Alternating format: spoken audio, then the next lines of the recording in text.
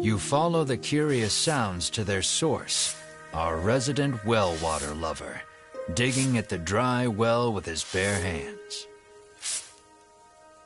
He digs and digs, but no water is forthcoming. What's worse, he has injured his hand in the process.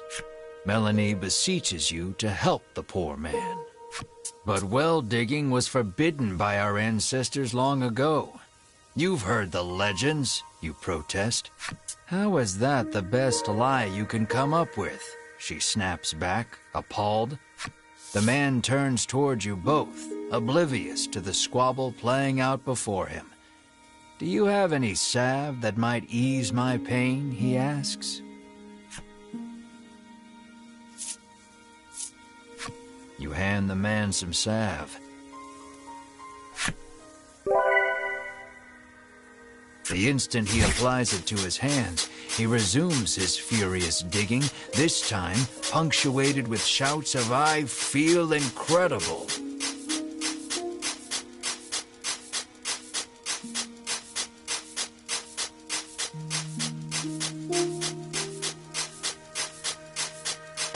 Not long after that, water erupts from the ground with a force unlike any you've seen.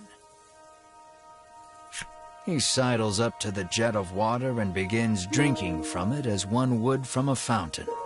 He is once again in his element. The man hands you mysterious card 4 to show his appreciation for the salve.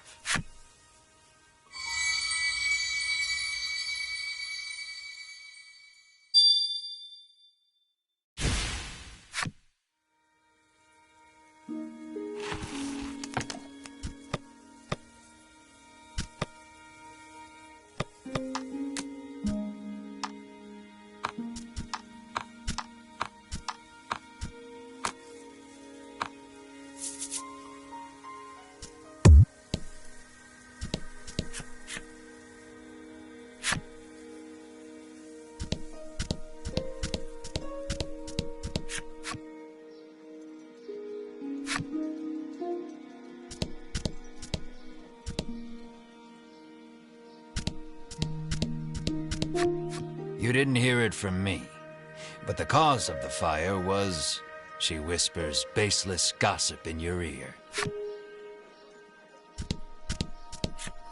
Apparently she's heard rumors of the dragon destroying another town somewhere. The girl heaves a sigh of relief after learning the fire wasn't the dragon's doing.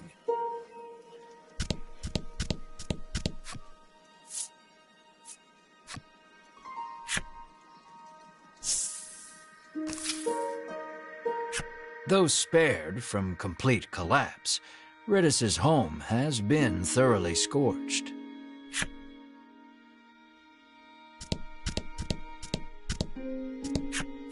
Ridus's mother tells you she was once deceived by a crooked merchant and plunged into debt. Ridus has been working to repay the debt ever since her mother. You lightly press your thumb and forefinger to the corner of each eye, a mixture of sadness and anger swirling within you.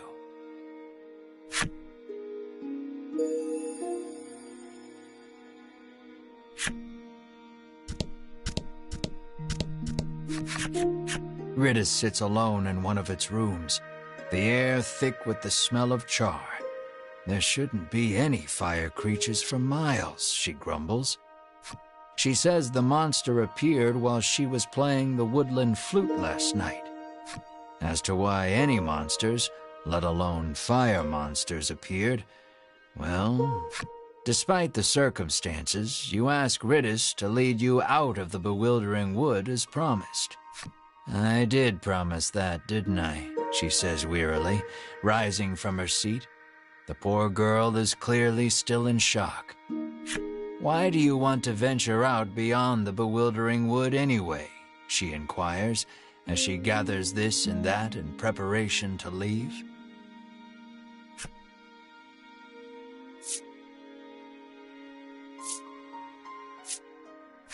We are in search of the dragon, you say valiantly, adding, the reward will be significant should we defeat him. Honesty, is the best policy. Sounds like a real risky way to make a living, she replies flatly, feigning interest. A group of Ivory Order people came through here just the other day, she explains. You connect the dots with malice. Those three, you seethe. At last, Riddis is ready to depart for the edge of the bewildering wood.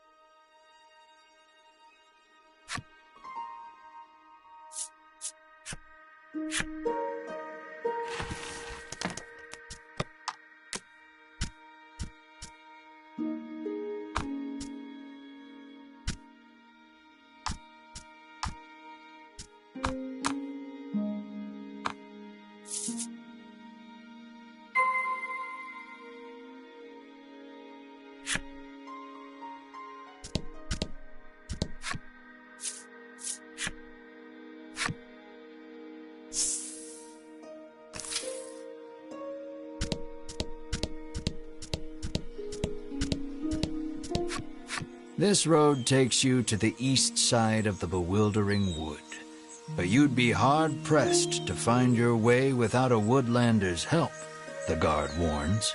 Upon seeing that Riddis is with you, he steps aside and lets you through.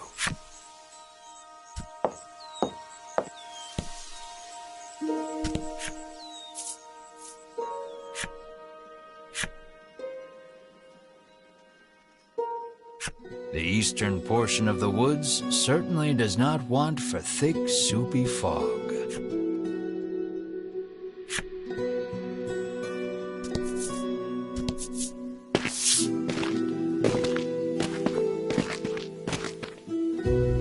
You turn away, ready to lead the party deeper into the bewildering wood. Wait just a moment, you lot, calls the voice of an older man from somewhere behind you. Riddis appears to be familiar with him. She calls him Mr. O. Here you are, young lady, he says, handing her a slip of paper.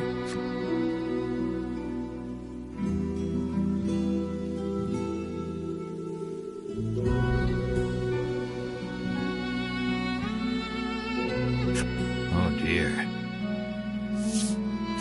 Further, Mr. O explains, Riddis did not have a fire insurance policy at the time of the conflagration, and so she shall have to pay in full. I'll thank you kindly to pay by the end of the month.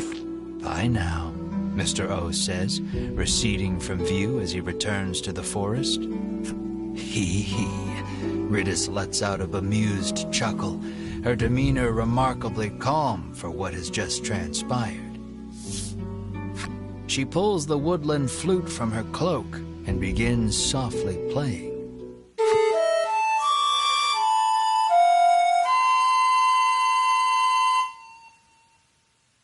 Riddis's ear-splitting performance, shall we say, draws monsters out from behind the trees. Within moments, they are nearly upon you.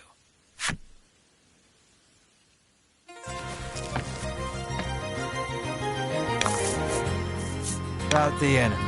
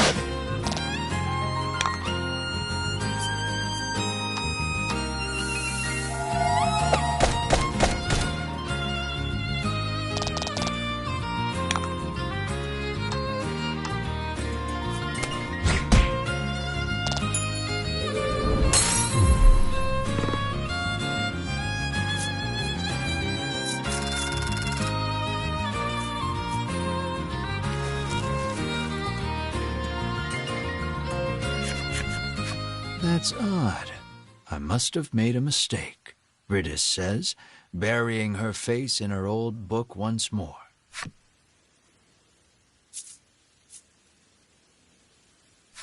She opens the book to a particular page and thrusts it in your face. You can't tell anyone in the village I let you see this, okay? It's a page of sheet music, with a note scrawled beside it that reads, "Play this lucky tune to reverse your financial fortunes and make money woes a thing of the past." No matter how many times I played this last night, our debt never went down, she fumes, incensed. You inspect the page a bit more carefully. Off in a corner, in letters so small as to be illegible, another message reads, "May summon monsters if played incorrectly." You finally see that so long as Riddis holds the flute, this is nothing more than a monster conjuring melody. You snatch the woodland flute from her hands. You have lost your flute-playing privileges, you inform her. "But I'll never escape from this mountain of debt without it," she cries, clearly still believing in the melody of fortune. Melanie quietly opines that while Riddis is many things, bright is not one of them.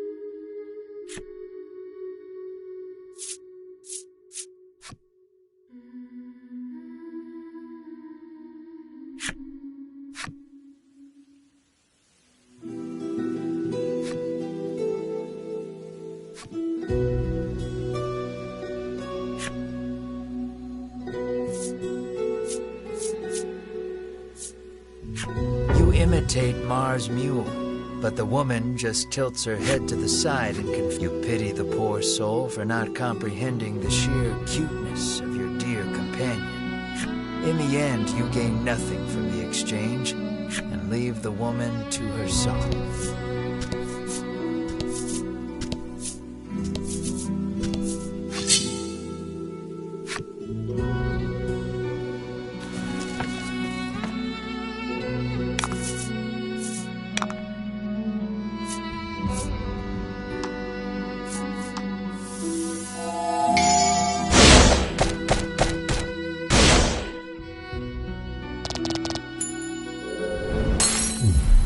Excellent.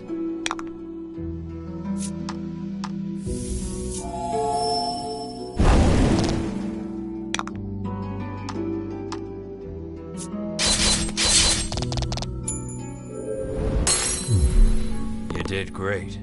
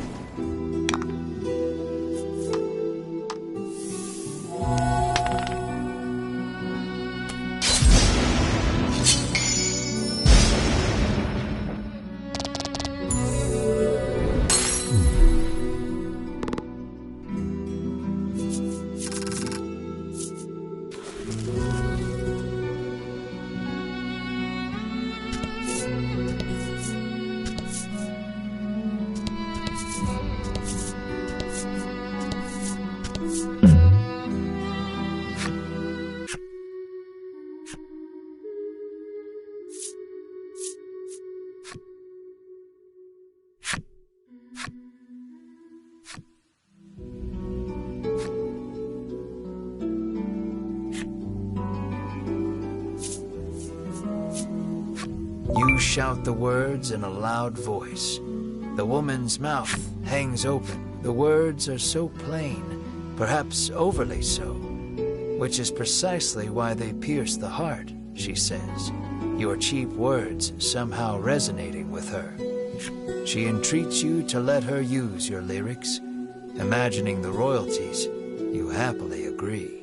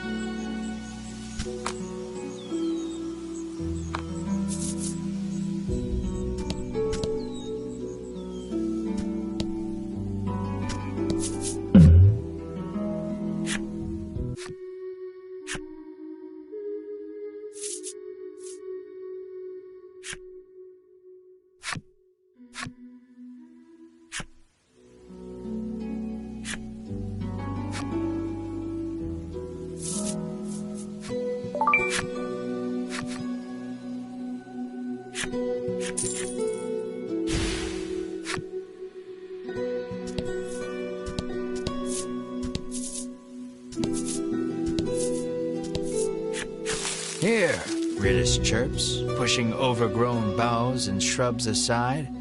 As she does, a hidden path out of the bewildering wood comes into view.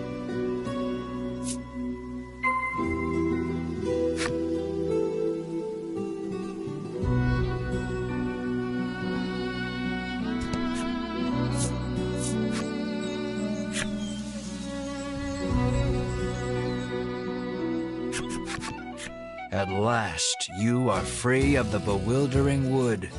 Praise the power of the Woodlanders, you squeal in admiration of Ritis. She giggles bashfully. You've certainly kept your promise, you say. Thank you for showing us the way. I was hoping I could join you on your quest to defeat the dragon, Ritis suddenly blurts out.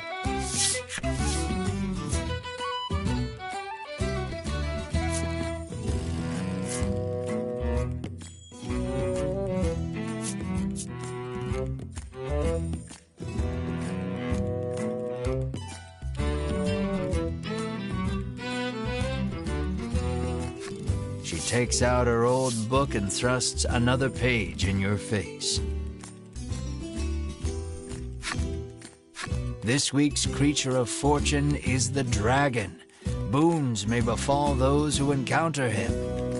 Melanie's jaw goes slack. What is the deal with this book? Melanie asks, bewildered. I can probably pay off my debt if we can just defeat the dragon, Riddish chirps, revealing her true intentions. No, I won't dilute my share of the riches any further. No more additions to the party, you bark.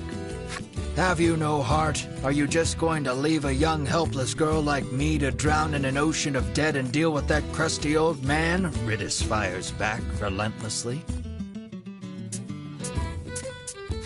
I want to go. No. So goes the endless chorus of your thoroughly unproductive argument. Melanie calmly reminds you that the party in its current form stands little chance of defeating the dragon. See? You need me, Riddish says, sensing an opportunity. Your well-reasoned argument of no thwarted, you nod your head in resignation and welcome Riddish to the party.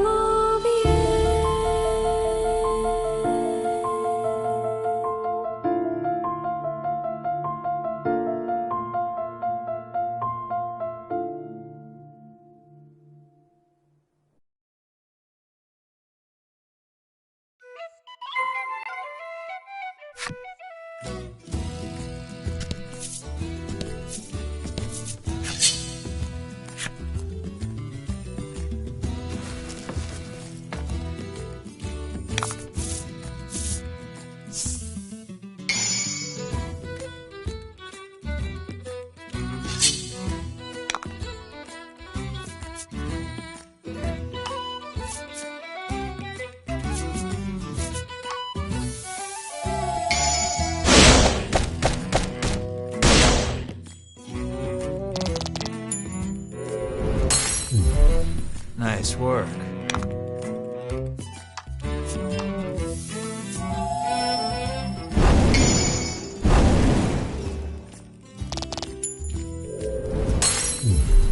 Oh?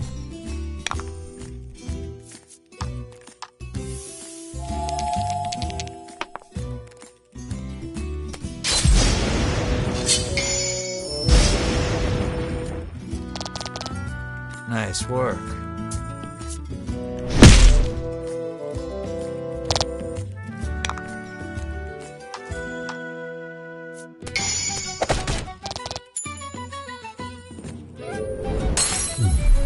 Congrats.